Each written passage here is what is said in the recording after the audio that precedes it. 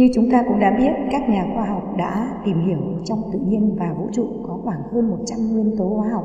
Mỗi nguyên tố hóa học có một tên gọi và ký hiệu riêng.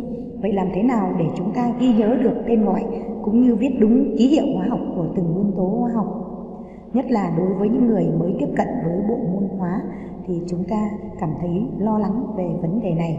Do vậy hôm nay tôi sẽ đưa ra một số bí quyết để giúp chúng ta ghi nhớ và viết đúng ký hiệu của các nguyên tố hóa học một cách chính xác. Nào chúng ta bắt đầu nhé. Và chúng ta được biết là trong cơ thể người của chúng ta có khoảng 60 nguyên tố hóa học, bao gồm các nguyên tố đa lượng và các nguyên tố vi lượng được bổ sung trong đời sống hàng ngày thông qua nguồn thực phẩm dinh dưỡng. Và các nguyên tố đa lượng là bao gồm các nguyên tố chiếm thành phần chủ yếu trong cơ thể, như nguyên tố oxygen chiếm khoảng 65%, nguyên tố carbon chiếm khoảng 18,5%, nguyên tố hydrogen chiếm khoảng 9,5%, oxygen khoảng 3%. Còn lại là các nguyên tố vi lượng thiết yếu khác chúng ta cần phải bổ sung. Và người ta cũng phát hiện trong cơ thể của thực vật cũng như động vật cũng có chứa rất là nhiều các nguyên tố, bao gồm các nguyên tố đa lượng, nguyên tố vi lượng. Ví dụ các nguyên tố vi lượng như nguyên tố molybden, nguyên tố calcium, nguyên tố phosphorus, nguyên tố nitrogen và nhiều nguyên tố khác.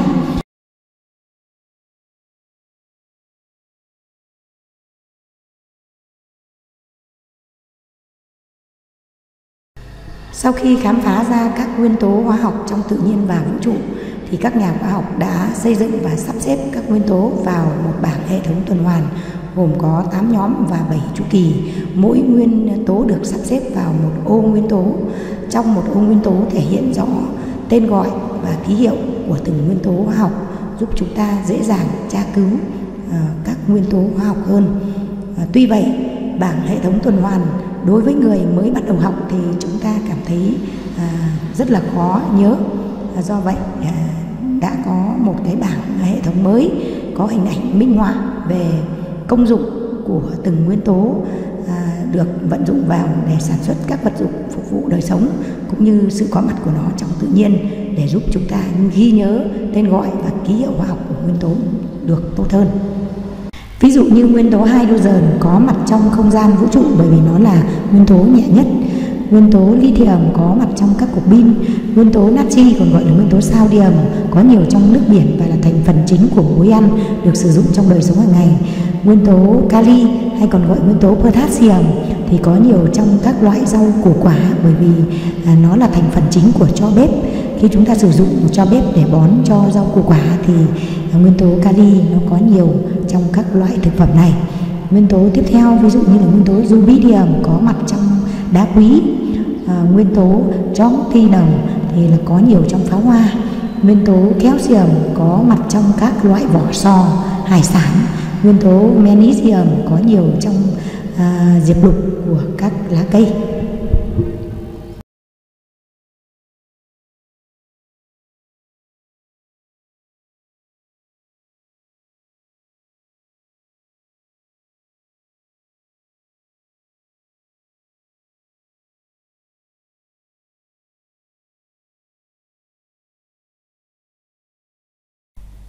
Tiếp theo là chúng ta kể đến các nguyên tố kim loại có mặt trong các hợp kim để chế tạo các vật dụng thông dụng.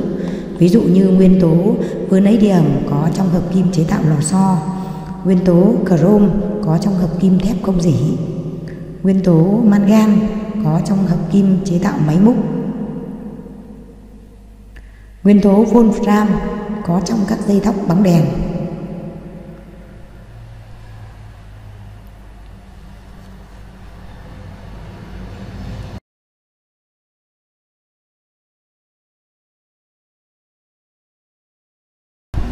Nguyên tố ferrit có trong các hợp kim gang thép.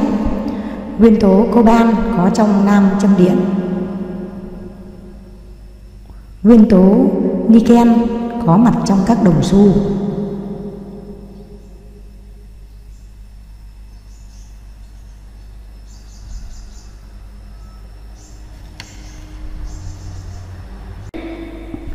Nguyên tố đồng có trong dây dẫn điện bởi vì đồng dẫn điện tốt.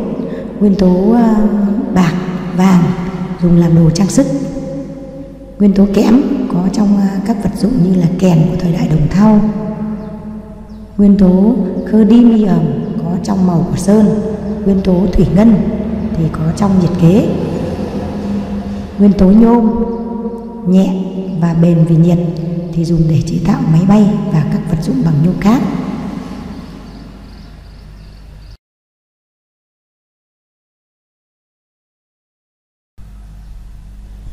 Nguyên tố trì là kim loại nặng dùng để chế tạo các quả tạ. Nguyên tố thiếc thì dùng để chế tạo các vỏ của các đồ hộp. Ngoài ra phải kể đến các nguyên tố phi kim loại. Ví dụ như nguyên tố carbon, còn gọi nguyên tố carbon, nó là thành phần chính của các hợp chất hữu cơ, cho nên nó có mặt trong hầu hết các cơ thể thực vật, động vật và kể cả con người. Nguyên tố silic có nhiều trong đất và cát. Nguyên tố nitơ có nhiều trong không khí và cũng là thành phần của protein. Nguyên tố phosphorus thì có nhiều trong xương.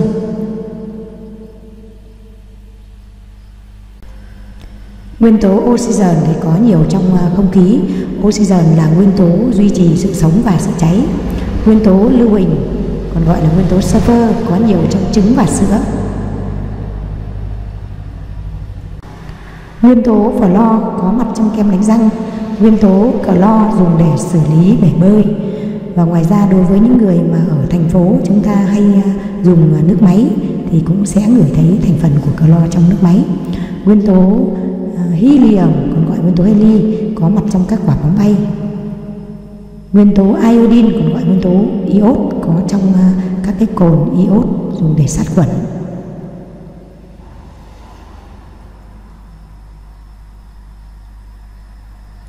Nguyên tố argon và nguyên tố krypton là các nguyên tố dùng trong các đèn flash. Nguyên tố lantan thì dùng trong kính viễn vọng. Nguyên tố actini thì là các chất phóng xạ. Và nguyên tố neon thì dùng trong các cái đèn neon. Qua đây thì chúng ta thấy được là thông qua việc ứng dụng của các nguyên tố hóa học trong đời sống mà đã giúp chúng ta ghi nhớ tên gọi cũng như ký hiệu hóa học của các nguyên tố tốt hơn. Chúng ta cần lưu ý rằng khi viết ký hiệu các nguyên tố hóa học, người ta sử dụng chữ in hoa. Chữ in hoa đầu trong tên Latin người ta dùng để viết ký hiệu của nguyên tố hóa học. Ngoài ra để tránh sự trùng lặp của các nguyên tố hóa học thì người ta còn viết thêm chữ in thường theo sau chữ in hoa để viết ký hiệu cho nguyên tố hóa học. Ví dụ nguyên tố lithium thì người ta viết ký hiệu là chữ L hoa và chữ Y thường. Nguyên tố sodium còn gọi là nguyên tố natrium, người ta ký hiệu là chữ N in hoa và chữ A thường, còn gọi là chữ Na. Nguyên tố kalium còn gọi là nguyên tố potassium thì người ta ký hiệu là chữ K hoa. Nguyên tố rubidium người ta ký hiệu là chữ R hoa và chữ B thường. Nguyên tố cesium người ta ký hiệu là chữ cờ hoa và chữ sờ thường, hoặc còn gọi là chữ CS. Nguyên tố francium người ta ký hiệu chữ F hoa và chữ R thường, còn gọi là FR. Và như tôi đã nói ban đầu là để tránh sự trùng lặp giữa các nguyên tố thì ngoài ký hiệu bằng chữ in hoa thì người ta còn viết thêm một chữ in thường theo sau nó. Ví dụ như nguyên tố ferrit và nguyên tố francium thì hai nguyên tố này đều có tên Latin bắt đầu bằng chữ in hoa đầu là chữ F hoa. Do vậy khi ký hiệu các nguyên tố này để tránh sự trùng lặp, người ta viết thêm chữ in thường theo sau. Ví dụ nguyên tố ferrit người ta sẽ viết là F hoa và E thường theo sau nó, và ký hiệu của nó sẽ là Fe. Nguyên tố francium sẽ viết chữ F hoa và chữ R thường để phân biệt. Nhằm giúp chúng ta ghi nhớ ký hiệu hóa học của các nguyên tố trong bảng hệ thống tuần hoàn, bao gồm các nguyên tố kim loại, phi kim loại, các nguyên tố thuộc các nhóm trong bảng hệ thống, thì ngay sau đây sẽ là các khẩu quyết giúp ghi nhớ ký hiệu hóa học của các nguyên tố. Khẩu quyết thứ nhất giúp ghi nhớ dãy các nguyên tố kim loại và phi kim loại thường dùng.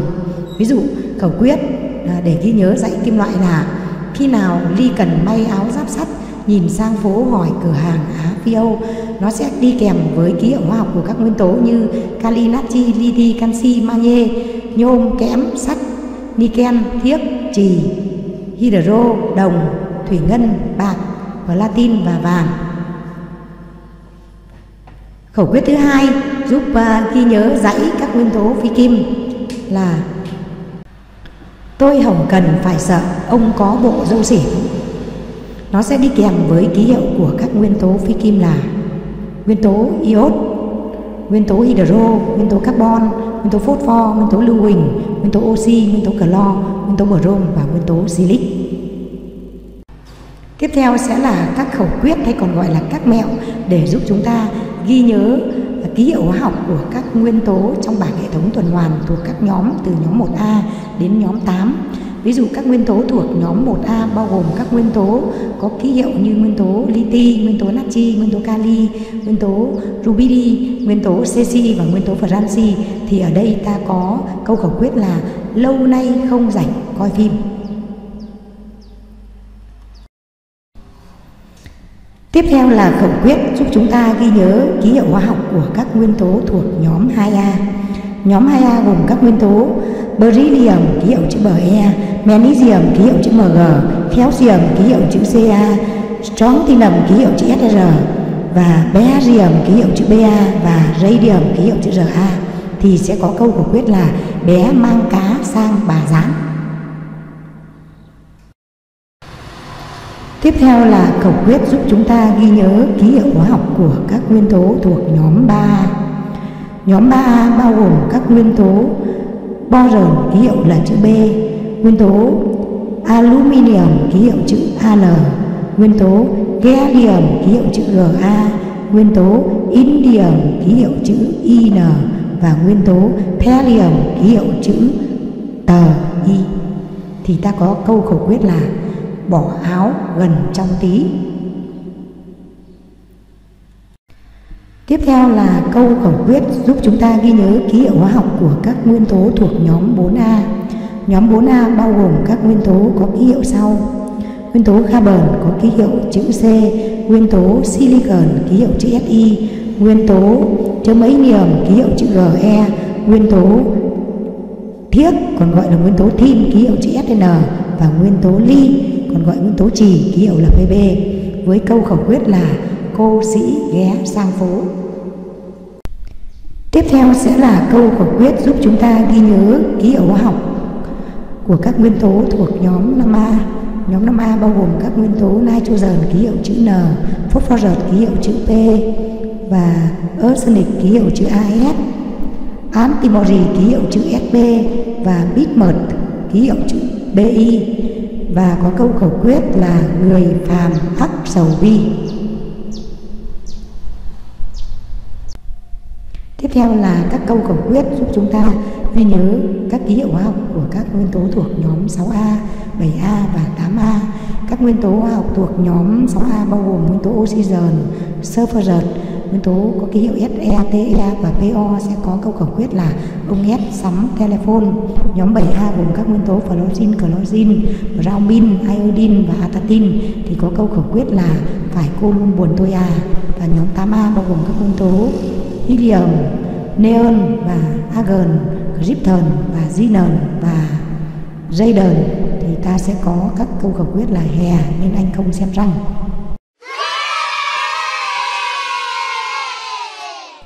Và đây là tất cả những bí quyết mà tôi muốn gửi đến các bạn. Nếu thấy hay các bạn hãy nhấn like, đăng ký kênh và chia sẻ.